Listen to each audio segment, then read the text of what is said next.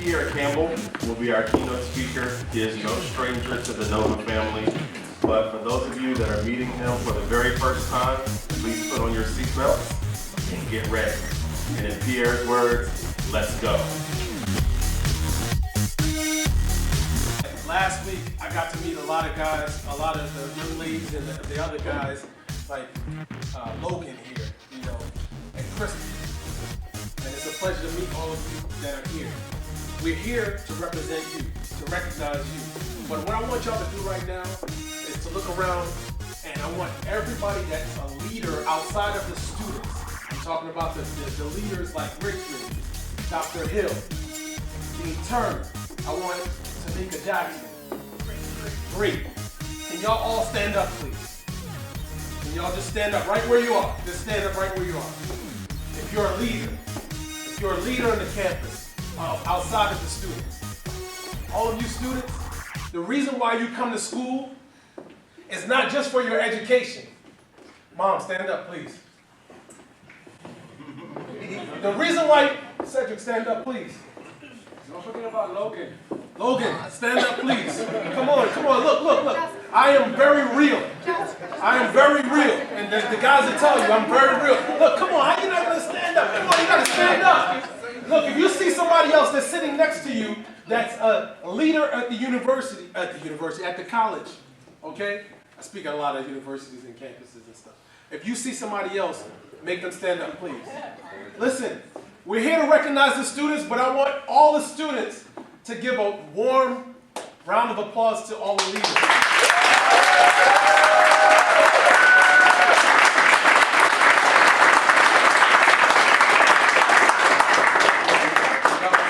Y'all can have a seat. You see, it's very important to me to recognize people like the leaders on the campus. Student leadership doesn't just come from you as a student leader. It comes from the leaders that are at the campus pushing you, telling you, look, you need to speak, or you need to get involved with this program, or you need to be SGCA president. Am I not right? It comes from your parents. Am I not right?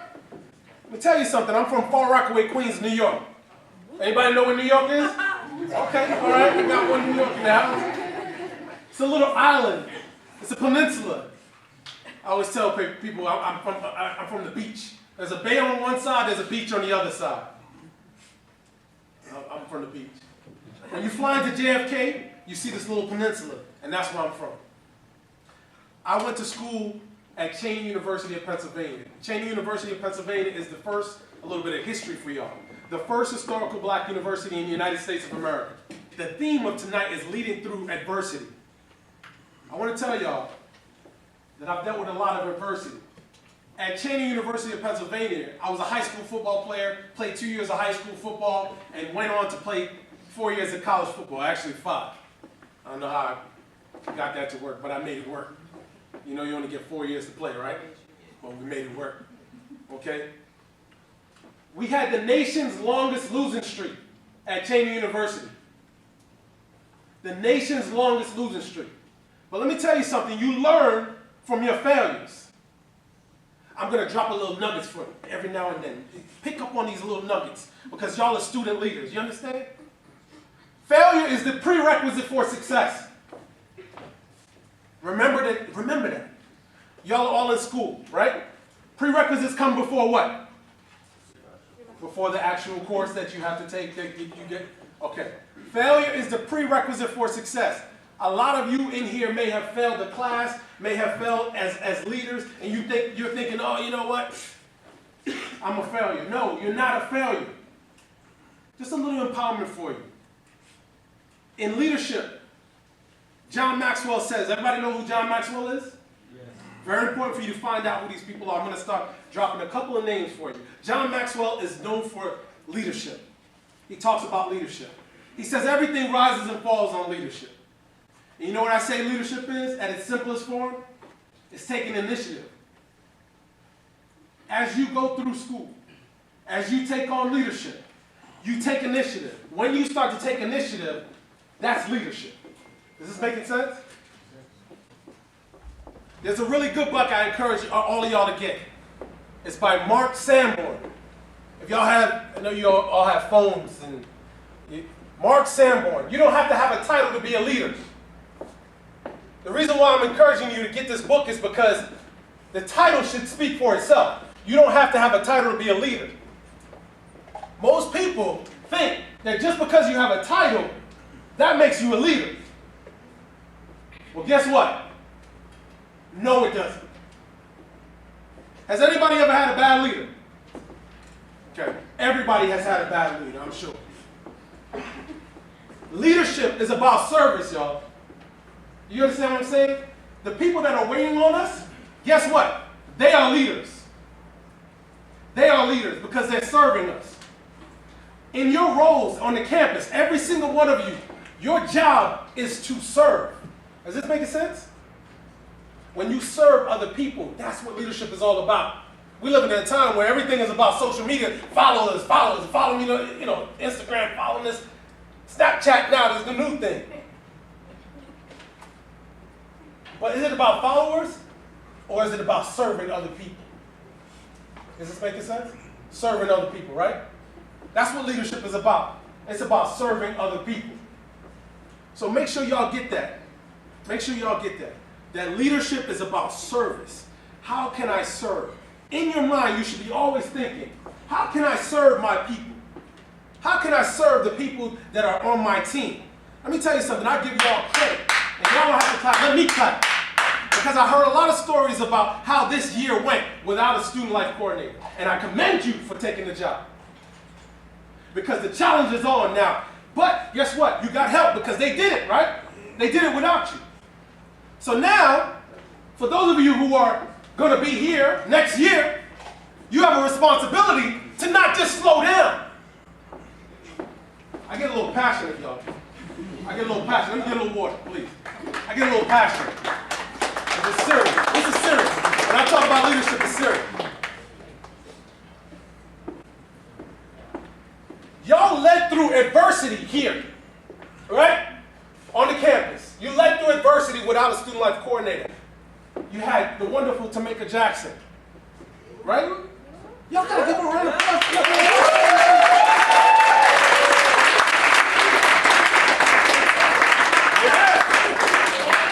Let me tell you something. Here's what's important for y'all to understand. Now is not the time, just because you have a student life coordinator.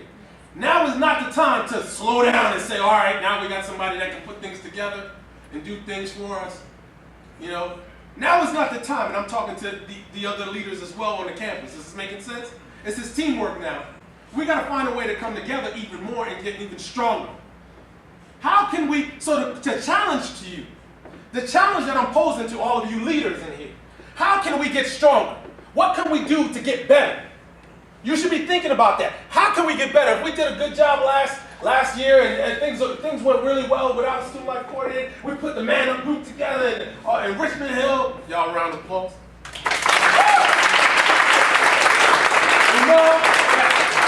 And Cedric and Bob, you know.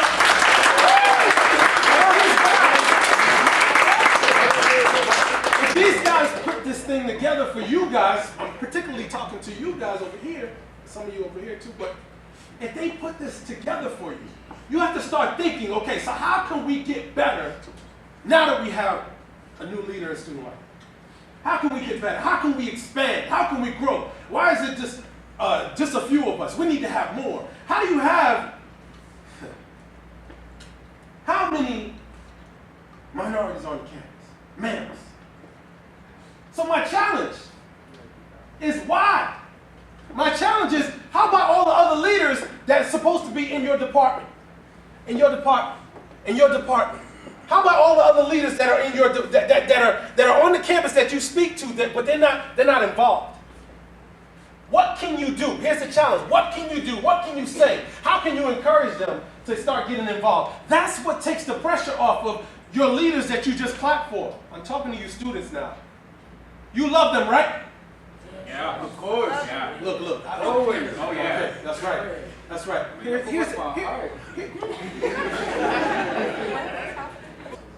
the reason why I say you love them. Guess what?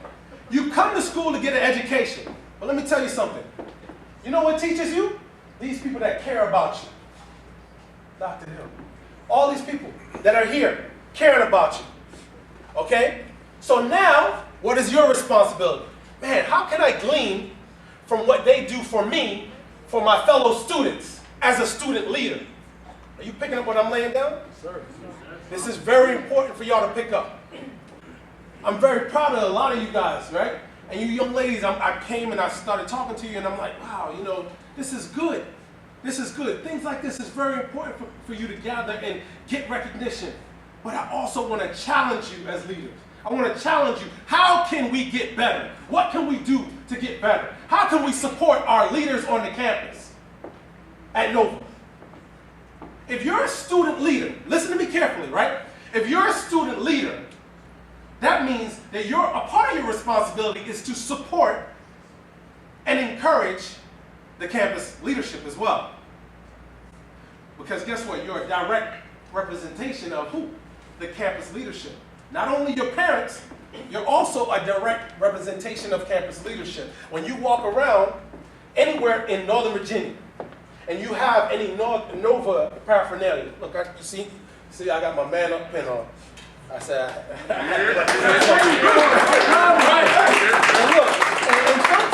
and sometimes I walk around with Nova stuff. Yeah, I didn't graduate from Nova, but I'm invested.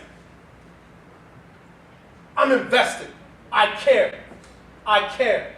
Why did you pick, people ask me, why did you pick that one particular, because it's my calling. If I die tomorrow, guess what? I know my calling. I did what I was supposed to do. I was supposed to invest in them. I was supposed to come and speak at that conference last week. Somebody heard a word last week, something that touched their heart, pricked their heart, and said, you know what? I need to move forward even stronger. How can we help our tutors?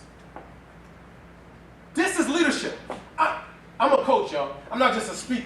How can we help them? How can we help them? These are the things that we need to think about. How can we help them? Aren't you really good at something? If you're really good at something, as far as a class, you're good at math or science or whatever it is that you're good at, how can you now help the tutors? I want you to think. I'm asking you questions to make you think. How can you help the tutors? You have friends, okay? Look, y'all, Nova is nothing without you. I want you to really get that. University, I used to be a campus director. Ran a multi-million-dollar operation. Man, multiple campuses, managed multiple campuses. People used to ask me, how you do it? How you do it? Went to the worst performing campus, black guy out of New York City, Jamaican habit, right? You know, I'm of Jamaican descent.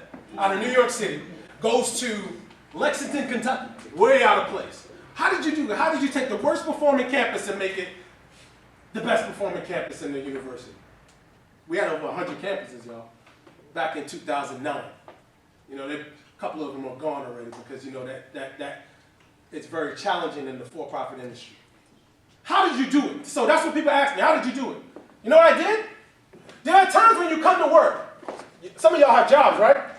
Hopefully some of y'all have jobs. Hopefully some of y'all have jobs. There are times, and those of you who work here, think about this, y'all. There are times when you go to work and there's nothing to do. So I would go to work and then sometimes there was nothing to do. So you know what I would do? I love coaching people. So I would coach my operations people. I was in charge of operations, which is business office, which is financial aid, which is admissions, which is recruiters. And student support. That's retention. Students keep coming back. You know what I would do? Coach them. Buy them a book. I told you all about the book. Whoever was there last week at the leadership conference, it's called Strength Finders 2.0. Write it down. Capture it. Get that book. Find out your strengths. What are your strengths? What is your purpose? Don't just keep coming to a job every day. Don't just keep going to school and taking these classes and not know what your purpose is and not do what you're supposed to do. There are a lot of people passing away. A lot of students dying all over the world. And this hurts my heart to see this kind of stuff, right? People are passing away all the time, but they don't do their purpose. And I'm sorry if it sounds like I'm yelling at you, but I'm not. This is passion. Y'all feel me? Yes, sir. Very good. Very good. You got to know your passion. You got to know your purpose. In order to lead through adversity, and that's the theme, right? In order to lead through adversity, a leader has to know their purpose. You have to know your purpose. You have to know yourself. In order to know yourself, you got to do some discovery. If you don't discover who you are, you will follow anything. You will walk with anything. One more time. Does anybody want to say it? In order to find your passion, you have to follow the example of where you're going to walk to and where you're going to go to, and others who will push you forward. That's right. Y'all give him a round of applause. Hey, y'all like the remix? Y'all like the remix? Look, that's a good word. Y'all like that remix he put on what I just said? Look, that's what it's all about, though. Listen. Hey, you were stuck on it, so why didn't you get up? Okay. Look, one of the most important things you can have as a speaker is a good ear and listen. You have to listen. So say it. Say exactly what I said. Can I do what you said? Yeah, I can say exactly what you Okay, said. go ahead. Basically said, if you don't discover who you are, then you'll follow anything. That's right. When we go deeper. Going deeper. Going deeper. Going deeper. Go ahead. Basically explain this, he's saying is that if you don't know who you are, you're basically going to follow anything that you see, because you're like a baby. You're not exactly, whatever you see on TV, you're going to follow. Whoever you see, you're going to follow, because you don't know who you are. So basically, just be yourself. Very good. But It gets so deep. It gets deep. I'm going to have to give him a piece of my check then tonight. Leading through adversity. Let's go back. I don't want to miss this point. I want y'all to miss this point, even though you really did a very good job on that. Leading through adversity, you have to know yourself. You have to know yourself. The more you know yourself. Let me ask you a question. Now I can feel it, y'all. Can y'all feel this? Yeah. Okay, good. Wish me, you gotta get my time now, because I can feel it now. Where does confidence come from? Inside. From within. So why are we searching outside for confidence? Because we don't know ourselves. Who said that? There you go, George. Because we don't know ourselves. So you young ladies, know yourself. You have, I'm going to say this, and I said it last week, and some of you heard it, but I'm going to say it because I think it's very important, and the older women in here can really, I shouldn't even say older women, I know, right?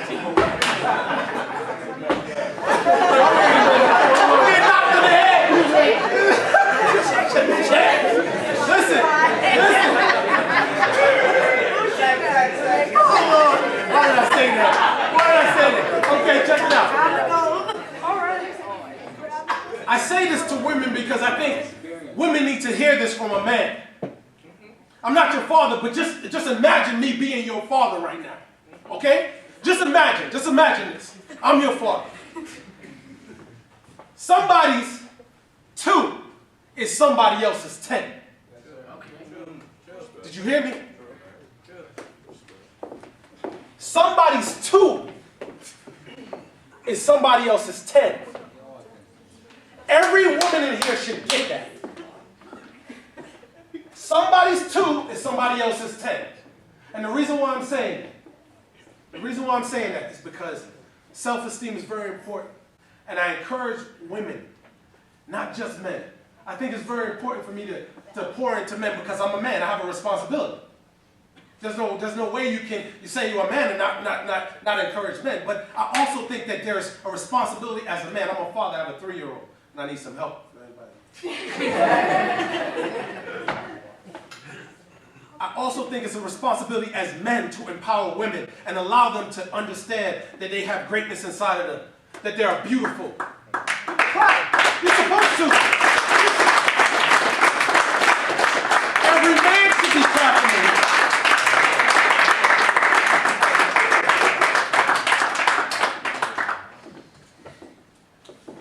Some of you have heard me say some things, especially man of God.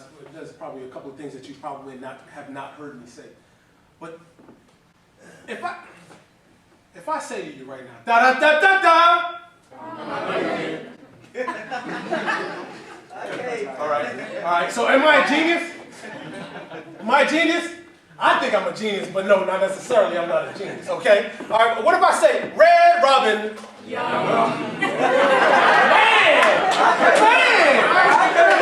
That sounds good. Let's do it again. This is no advertisement for Red Robin. They need to cut me a check because I do this often. Okay. So, Red Robin. Red Robin. Come on, they do better than you. Red Robin. Look at that. Red Robin.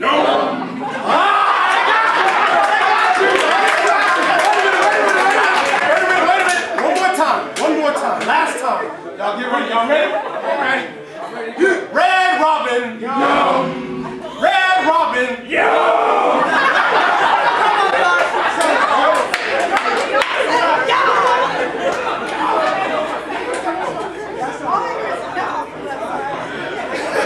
It don't sound like that. Very good, very good.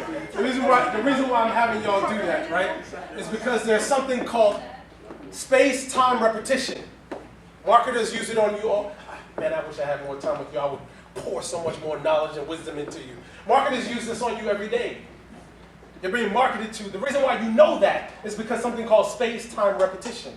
Space-time repetition is space-time repetition. That's the reason why you know your favorite songs.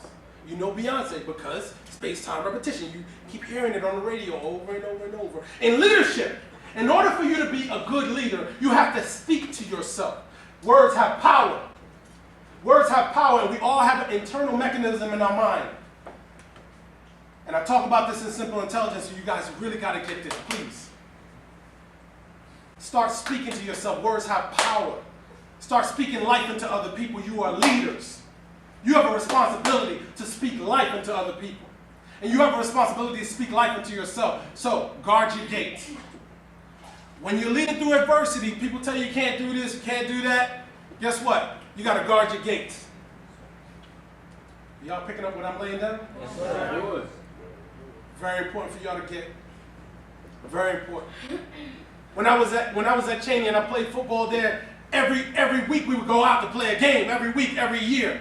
We lost games. We got beat 81-9 at the Virginia State University. Why am I telling you this? Why am I telling you? I'm telling you because how? 81-9. That's right. That's right. But guess what? There was something inside of me that kept thinking, we gotta win. We gotta win. When you have a team, people around you that don't believe and don't see, you have to see what's not there. I hope y'all catch that.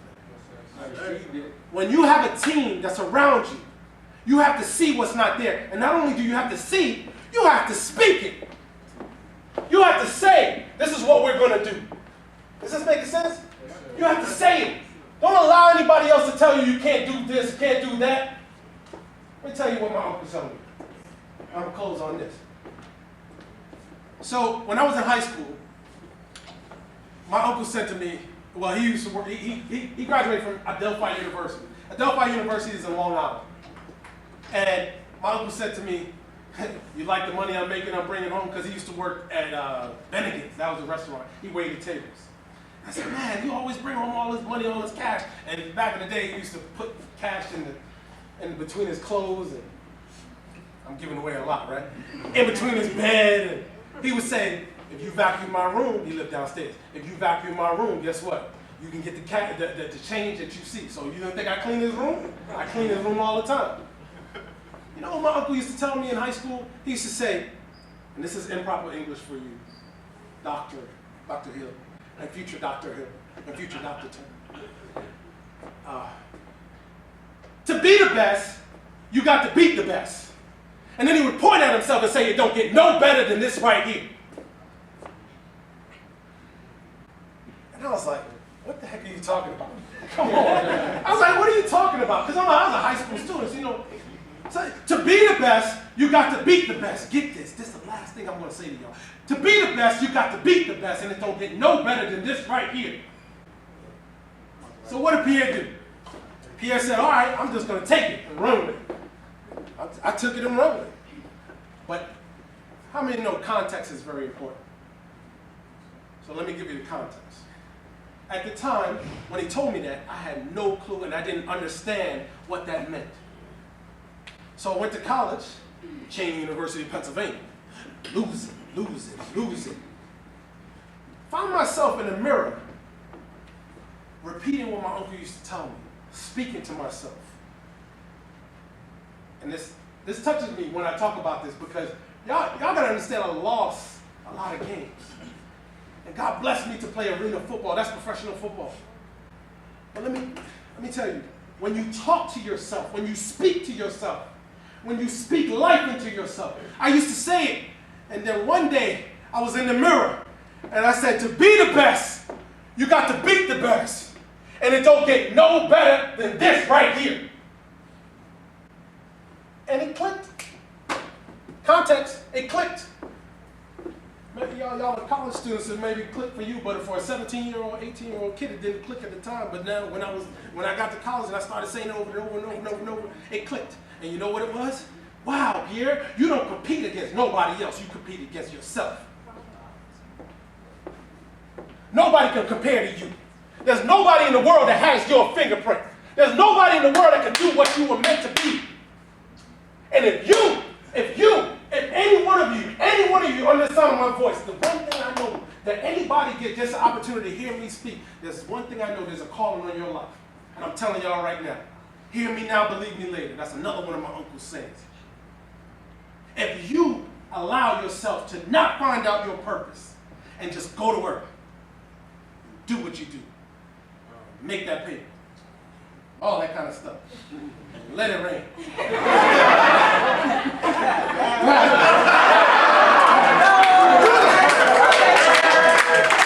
And you allow yourself to do it, and guess what? The time I spent with you didn't make any sense. I thank you. I encourage you. You are leaders. Remember that. I love y'all. Seriously.